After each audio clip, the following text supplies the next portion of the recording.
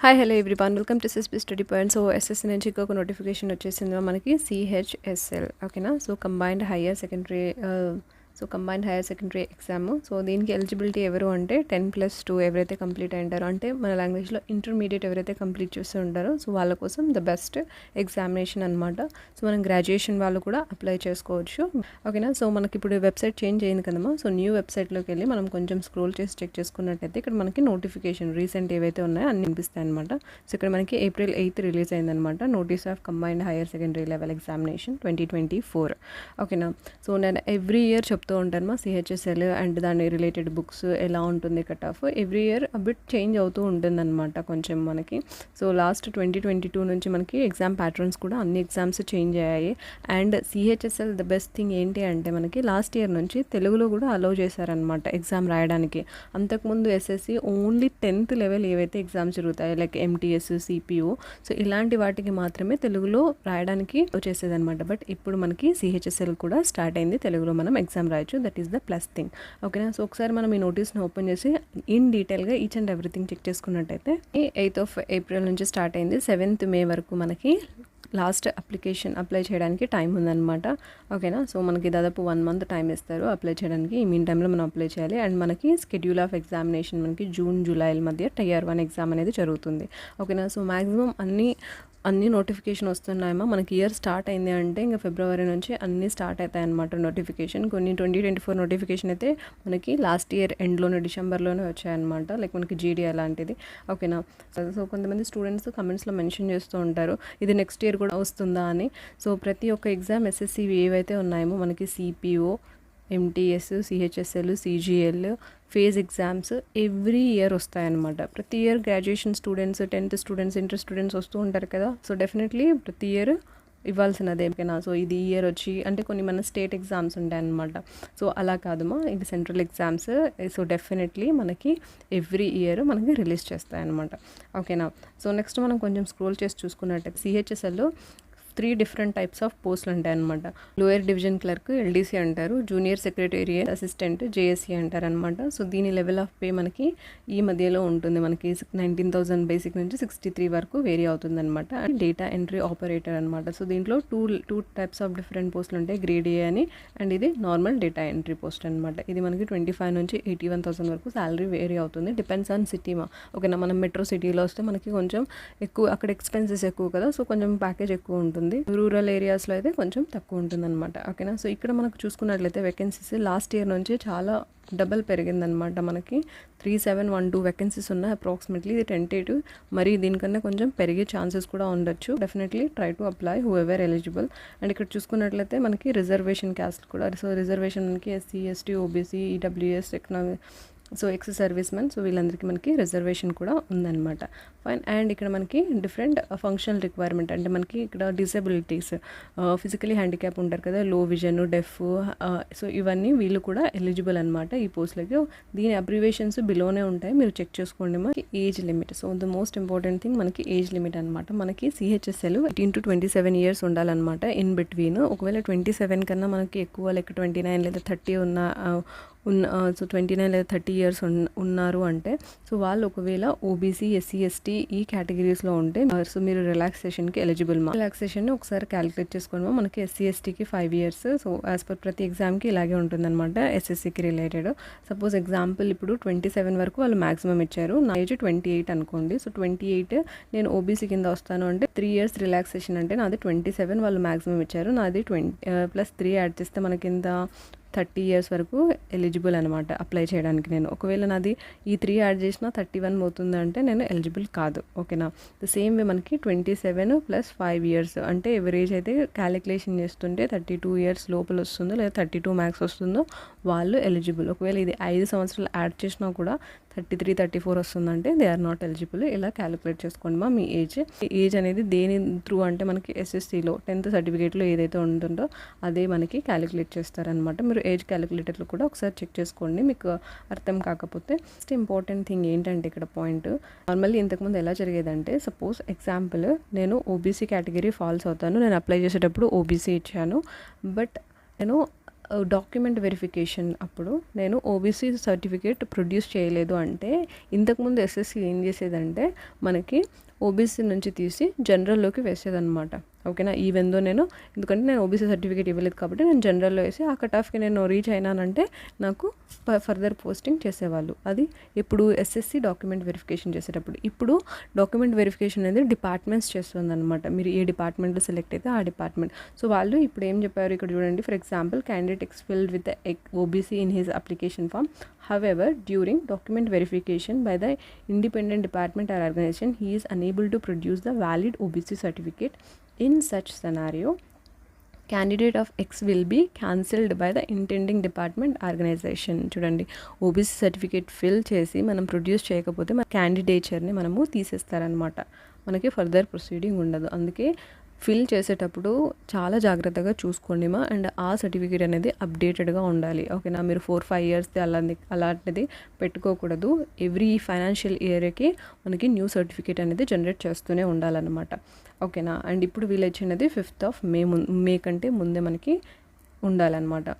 So education qualification already చూసాం కదమ్మా, +2. But దీంట్లో ఒక పోస్ట్ ఉందన్నమాట మనకి, డిఈఓ ఎవ్రీ ఇయర్ వస్తుంది మనకి. Data entry operator grade A, ministry of consumer affairs, public distribution. దీనికి మాత్రం మనకి 12th standard pass in science stream with mathematics as subject to the recognised report. అంటే మనము ఇంటర్లో ఎంపీసీ, ఎంఈసీ సో ఇలా ఉంటుంది కదా, మ్యాథమెటిక్స్ ఉన్న సబ్జెక్టు, ఆ దాంట్లో క్వాలిఫై అయిన వాళ్ళు మాత్రమే దీనికి ఎలిజిబుల్ అనమాట. లైక్ సిఈసి, హెచ్ఈసి క్యాండిడేట్స్ ఈ పోస్ట్కి ఎలిజిబుల్ కాదనమాట. ఎందుకంటే వీళ్ళు పర్టికులర్గా మ్యాథమెటిక్స్ అడుగుతున్నారు. అండ్ మనకి ఇక్కడ ఎల్డీసీ, జేఎస్సీ ఇది కామన్ పోస్టులు డిఈఓ. సో దీనికి జస్ట్ 12th పాస్ అయితే ఏ స్ట్రీమ్లో అయినా కూడా దే ఆర్ ఎలిజిబుల్ అనమాట. ఓకేనా, అండ్ ఇక్కడ మనకి ఎవరైతే ఇప్పుడు 12th చదువుతున్నారంటే ఇంటర్మీడియట్ సెకండ్ ఇయర్ చదువుతున్నారు, వాళ్ళకి 18+ ఏజ్ కంప్లీట్ అయింది. అండ్ వాళ్ళకి August 1 లోపలే మీ డాక్యుమెంట్ వస్తాయంటే మీరు అప్లై చేసుకోండి మా. దీని తర్వాత వస్తాయంటే మీరు నాట్ ఎలిజిబుల్. ఇక్కడ ఫీ, సో ఎస్ఎస్సి ఏ ఎగ్జామ్ అయినా కూడా మనకి ఫీ 100 రూపీస్ ఉంటుంది. ఎవరికి అంటే ఓన్లీ ఓబీసీ జనరల్ అబ్బాయిలకి మాత్రమే. రిమైనింగ్ ఉమెన్ క్యాండిడేట్స్ ఎవరైతే అమ్మాయిలు ఉంటారో and candidates belongs to the SC, ST and physically bench mark disabilities, ex service men, వీళ్ళందరికీ ఫీజు అవసరం లేదనమాట. వాళ్ళు తీసుకోరు. జస్ట్ ఆన్లైన్లోకి వెళ్ళి మనం ఇంటి దగ్గర నుంచే మన మొబైల్ నుంచి అప్లై చేసినా కూడా సరిపోతుంది. And window for application form, మనం ఏదైనా మిస్టేక్ చేసినా కూడా అప్లై చేసేటప్పుడు ఈ 2 డేస్లో మనం కరెక్ట్ చేసుకోవడానికి విండో అప్లికేషన్ ఫామ్ అనేది ఇస్తారనమాట. ఓకేనా, నెక్స్ట్ చూసుకున్నట్లయితే సెంటర్స్ మనకు నియర్ బైనెస్ ఉంటారు. మన కర్ణాటక, మన సౌత్ రీజియన్స్ ఇవన్నీ చెక్ చేసుకోండి మా. ఇయర్ ఉన్న సెంటర్స్ ఏం చేంజ్ అవ్వవు, సిమిలర్గా అవే ఉంటాయి. Scheme of examinations very very very important ఇది. ఓకేనా, సో మనకి 2 tiers జరుగుతుంది, Tier 1, Tier 2. గుర్తుపెట్టుకోండి, Tier 1 మనకి క్వాలిఫైయింగ్ నేచర్ మాత్రమే. ఈ మార్క్స్ని మనము మెరిట్లో యాడ్ చేయరనమాట. Tier 2 ఏదైతే మనకి 360కి వస్తాయో ఆ marks very very very important. ఓకేనా, ఒకసారి చెక్ చేద్దాం. సో Tier 1 మనకి యాజ్ యూజువల్లీ మనకు తెలిసినట్టే. సో 4 సబ్జెక్ట్స్ ఉంటాయి ఎస్ఎస్సి ఎగ్జామ్ అయినా కూడా. సో 4 సబ్జెక్ట్స్ మనకి 25 క్వశ్చన్స్, 50 మార్క్స్ అవుట్ ఆఫ్ 200కి పెడతారనమాట. Last year cut off check చేసుకున్నట్టయితే మనకి అరౌండ్ 153, 152 అలా వెళ్ళిందనమాట యూఆర్ జనరల్కి అండ్ ఓబీసీకి. ఓకేనా, రిమైనింగ్ ఎస్సీ, ఎస్టీ కూడా 120, 130 అలా వెళ్ళిందనమాట మనకి. Minimum qualifying cut off marks అనమాట. అండ్ మనకి ఇక్కడ నెగిటివ్ మార్కింగ్ కూడా ఉంది 0.5. ఓకేనా, కరెక్ట్ అయితే 1 క్వశ్చన్ కరెక్ట్ అయితే మనకి 2 మార్క్స్, మనం వదిలేస్తే 0 మార్క్స్, మనం అటెంప్ట్ చేసి రాంగ్ అయితే 0.5 మార్క్స్ తీసేస్తారనమాట వచ్చిన మార్క్స్లో. అది నెగిటివ్ మార్కింగ్. అండ్ నెక్స్ట్ చూసుకున్నట్లయితే మనకి Tier 2 ఇక్కడ కన్ఫ్యూజన్ అవుతూ ఉంటారు. బట్ ఇక్కడ కన్ఫ్యూజన్ అవ్వాల్సిన ఏంది లేదు, మన సెషన్స్ వైడ్గా డివైడ్ చేశారనమాట. ఓకేనా, ఇక్కడ ఫస్ట్ మనకి 4 సబ్జెక్ట్స్ కలిపి ఒకే సెషన్ కింద ఇచ్చారు. Tier 2లో ఏమవుతుంది అంటే మనకి 2 సబ్జెక్ట్స్ డివైడ్ చేశారనమాట.